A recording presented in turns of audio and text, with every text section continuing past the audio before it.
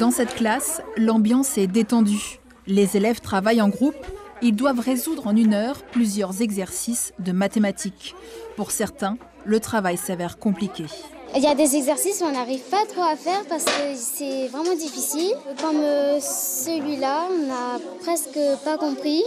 C'est en fait, il dit de retirer des chiffres pour que ça fait un nombre qu'on doit retrouver.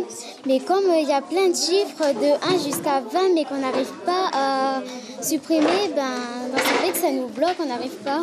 Ces problèmes de codage ou encore de géométrie n'effraient pas Erwan Malaval. Il est le meilleur élève de sa classe en mathématiques. Il aide donc ses camarades à trouver des solutions. En fait, j'aime bien tout ce qui est calcul. Et tout ce qui est mental, calcul mental, tout ça, j'aime bien. Et du coup, tout ce qui est problème, j'arrive assez facilement, quoi. Et ce rallye, là, ça vous apporte quoi ? On essaie d'aller en qualification et ça pourrait être assez sympa pour nous, quoi. Représenter le collège, ça pourrait être bien. Le rallye des mathématiques s'adresse aux classes de 6e des collèges du territoire. 30 établissements des 3 provinces participent cette année à ce concours, organisé par des professeurs passionnés par leur discipline, des enseignants qui ont plusieurs objectifs.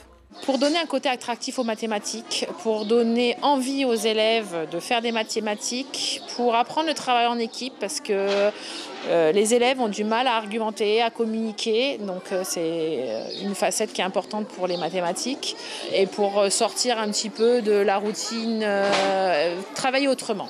À l'issue des 2 phases qualificatives, les meilleures classes de 6e participeront à la grande finale du rallye des mathématiques en octobre prochain.